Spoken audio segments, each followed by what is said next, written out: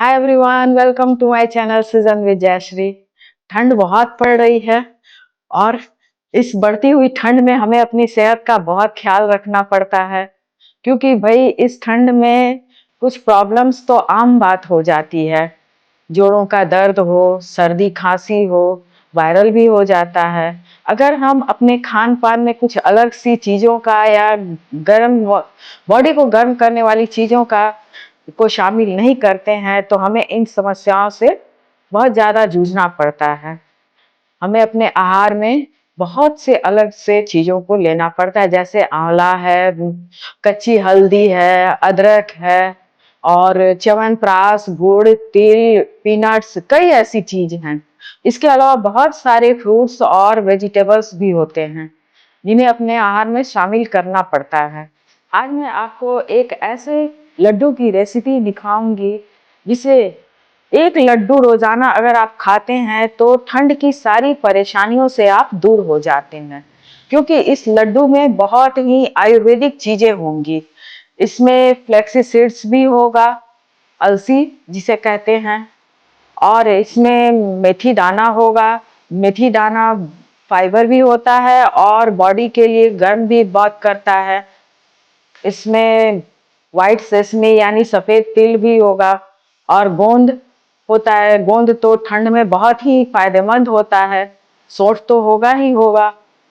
इस तरह से बहुत सी ऐसी चीजों को मिलाकर ये लड्डू मैं बनाऊंगी, जिसे एक लड्डू से आप ठंड में हमेशा तरोताजा बने रहेंगे। तो चलिए देखते हैं इस लड्डू में कौन कौन सी चीजें कितनी कितनी मात्रा में पड़ेंगी। मुझे लगभग 1 किलो गेहूं के आटे के लड्डू बनाना है। उसके लिए मैं ली हूँ लगभग 250 ग्राम अलसी फ्लेक्सी सीड्स, और ये रहा सेसमी, ये लगभग 100 ग्राम है, और ये रहा मेथी दाना, ये 50 ग्राम है। ये ज्यादा नहीं लेना चाहिए क्योंकि इससे थोड़ा लड्डू में कड़वाहट आ जाती है, कड़वापन लगता है, इसलिए मैंने इसे सिर्फ 50 ग्राम लिया। और ये रहा सौंठ पाउडर, ये भी बहुत फायदेमंद होता है, तो सौंठ पाउडर भी मैंने थोड़ा ही लिया है, 50 ग्राम से भी कम होगा। और ये लगभग 100 ग्राम गोंद है। गोंद कोशिश कीजिएगा गोंद के बड़े दाने ही लें, क्योंकि बड़े दाने ही ज्यादा अच्छे होते हैं। ये अच्छे से फूल जाते हैं, जब घी में हम फ्राई करते हैं तो ये बहुत अच्छे से फूल जाते हैं। लड्डू को मीठा करने के लिए मैं गुड़ या चीनी का इस्तेमाल नहीं करूंगी। उसके लिए मैं जो गांठ वाली मिश्री आती है वो लूंगी, उसका भी मैं पाउडर कर लूंगी। पहले उसे अलग से कूट लीजिए, कूटने के बाद ग्राइंडर में पीसिए। फ्लेक्सी सीड्स और मेथी दाने को मैं हल्का सा रोस्ट करके और इसे मोटा दरदरा मिक्सर में ग्राइंड कर लूंगी, बिल्कुल बारीक नहीं पीसना है। और व्हाइट सेसमी को भी मैं हल्का सा रोस्टेड करके और इसे डालूंगी। अलसी भूनते समय इसे लगातार चलाते रहना चाहिए, नहीं तो फिर ये बिल्कुल कढ़ाई में लग जाएगा और इसका स्मेल फिर जला हुआ आएगा, ये ज्यादा भून जाता है। अलसी भून गया, अब मैं मेथी दाना भून लेती हूँ। लड्डू में मैं किसी भी तरह के ड्राई फ्रूट्स का इस्तेमाल नहीं करूंगी, क्योंकि ड्राई फ्रूट्स वाले लड्डू बिल्कुल अलग से होते हैं। देखिए मेथी दाना जैसे जैसे भुन रहा है इसका कलर चेंज होता जा रहा है, ये बिल्कुल येलो से हल्का ब्राउन हो गया, यानी कि ये अब पूरी तरह से भुन गया। और गैस को ऑफ करती हूँ और इसे दूसरे बर्तन में पलट देती हूँ। मेथी दाना और अलसी के दाने भून गए, अब मैं व्हाइट सेसमी यानी सफेद तिल को भी थोड़ा सा रोस्ट कर लेती हूँ। कढ़ाई में देसी घी डालकर मैंने छोड़ दिया था, देखिए गर्म हो गया है। चेक कर लेती हूँ कि गर्म हुआ है या नहीं। मैंने इसमें गोंद के टुकड़े डाले थे, देखिए ये इस तरह से फूलने लगा, यानी कि घी गर्म हो चुका है। अब इसमें थोड़े थोड़े गोंद को डालकर इसे तलकर निकाल लूंगी। पूरा गोंद एक साथ नहीं डालना है, नहीं तो ये सिर्फ आपस में उलझ जाते हैं और अच्छे से तल नहीं पाता। गैस का आंच धीमी ही रखिएगा, तभी ये अच्छे से धीरे धीरे फूलता रहेगा। नहीं तो फिर क्या होगा, ये ऊपर ऊपर फूल जाएगा और अंदर गांठ सी रह जाएगी जो कि कच्ची होती है। इसलिए इसे बड़ी धीमी धीमी आंच पे हल्का ब्राउन होने तक तलते रहना है। जब गोंद ठंडा हो जाएगा तब इसे ग्राइंडर में चलाकर इसका पाउडर बना लेंगे। आटे के लड्डू में गोंद का बड़ा इंपॉर्टेंस होता है। अब कढ़ाई में ये जो घी बच गया है ना, इसी में मैं अब आटे को भून लूंगी। इसमें और घी डाल देते हैं। अब इसी घी में आटा को भून लेते हैं। वजन में लगभग ये 3 पाव आटा है। अभी इसमें थोड़ा थोड़ा करके आटा डालेंगे। बाद में घी की जरूरत होगी तो और भी घी डाल देंगे। इस तरह से जो भी गेहूं के आटे में गुठलियां पड़ गई है उसे हम इस तरह से छलनी से दबा दबा कर गुठलियों को भी तोड़ देंगे, तो वो अच्छे से फिर भुन जाती हैं। अभी आटे को लगभग 10 से 12 मिनट तक हमें भूनना होगा, जब तक ये हल्का ब्राउन ना हो जाए। और लगातार इसे चलाते रहना होगा, नहीं तो ये नीचे कढ़ाई में चिपक जाएगी और ये जल जाएगा, तो फिर लड्डू का स्वाद अच्छा नहीं होगा। आटा भूनते हुए लगभग 10 मिनट हो गए हैं और ये हल्का ब्राउन भी होने लगा है। बस अभी मुझे इसे 2 मिनट और भून लेना है।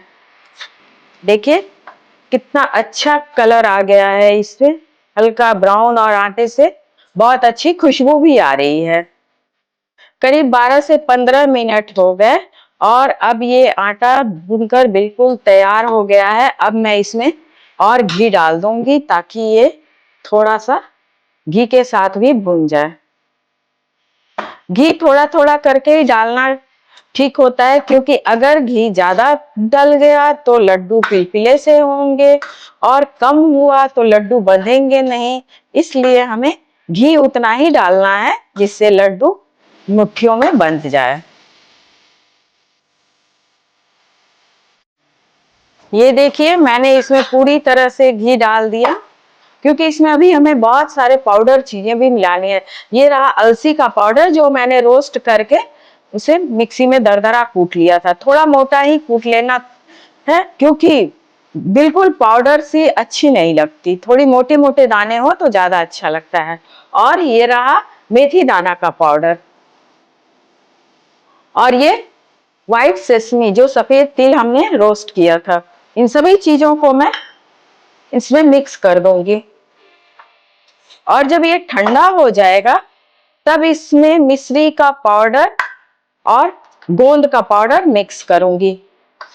ये देखिए आटे में सब कुछ हमने मिक्स कर दिया और अब इसमें मैं डालूंगी गोंद का पाउडर। इसे भी मैंने मोटा ही रखा है, इसे ज्यादा पाउडर नहीं किया मैंने, मोटा दरदरा ग्राइंडर में कूट लिया।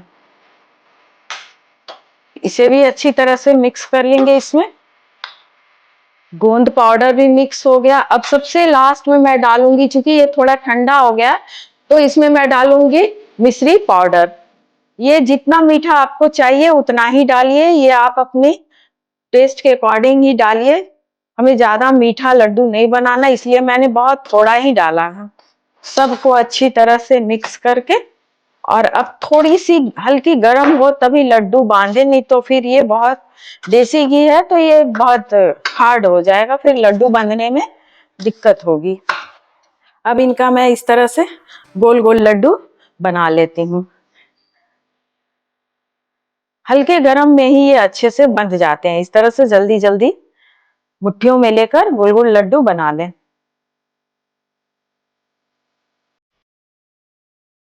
ये रही हमारी सेहत वाली लड्डू।